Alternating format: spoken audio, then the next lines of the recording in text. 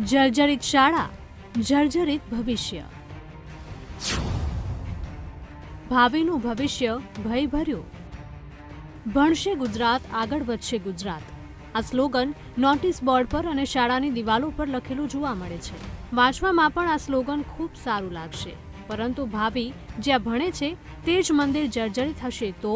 તેવી જ સ્થિતિ મહેસાણા જિલ્લાના શેઢાવી ગામની પ્રાથમિક શાળાની છે, જ્યાં 208 વિદ્યાર્થીઓ પતરાની શાળામાં ભણી રહ્યા છે અને તે પતરાની શાળાની હાલત પણ બિસ્માર છે.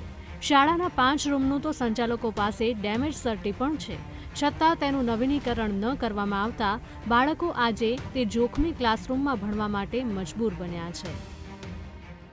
અમારા વર્ગખંડની હાલત એવી છે કે જ્યારે અમે અભ્યાસ કરતા હોય ત્યારે અમને ડર લાગે કે કંઈક સમયે આ વર્ગખંડમાં કંઈક થશે તો અમારા બધા વિદ્યાર્થીઓને કંઈક નુકસાન થશે. અમે ધોરણ 1માંથી 8 સુધી ભણ્યા, ત્યાં સુધી આ વર્ગખંડની હાલત આવી જ હતી.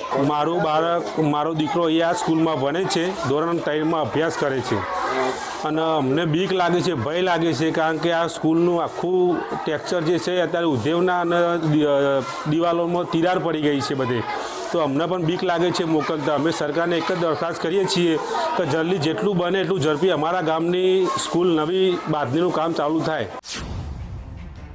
2017માં શાળાને મળ્યું હતું ડેમેજ સર્ટી. 6 વર્ષ થયા છતાં તંત્રના પેટનું નથી હલતું પાણી. આટલા વર્ષે પણ શિક્ષણ વિભાગ ઊંઘતું હોય તો વિચાર કરી શકાય છે કે ગ્રામ્ય લેવલે શિક્ષણની કેવી સ્થિતિ હશે. હવે જરા શાળાની સ્થિતિ પર નજર કરીએ તો દ્રશ્યમાં જોઈ શકાય છે કે ક્લાસરૂમના ઓરડાના પતરા ઠેર ઠેર તૂટી ગયા છે, જેના કારણે ચોમાસામાં ક્લાસરૂમમાં પાણી પડે છે. લાકડાના આડસર સડી ગયા છે, તેવામાં તેને લોખંડના સળિયાનો ટેકો અપાયો છે અને તારથી બાંધીને રાખવામાં આવ્યા છે.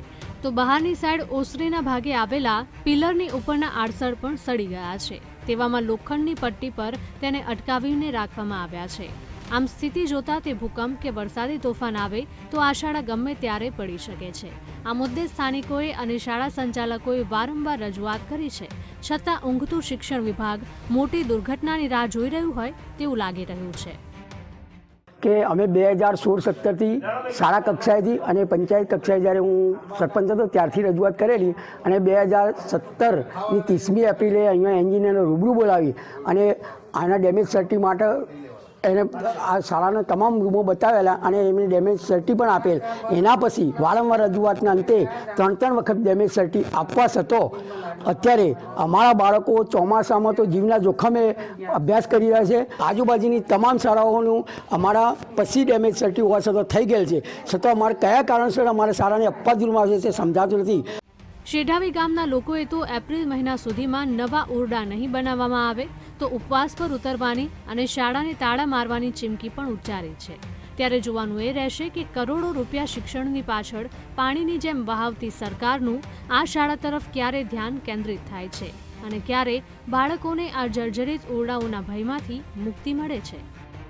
નિસર્ગ પટેલ, VTV ન્યૂઝ, મહેસાણા.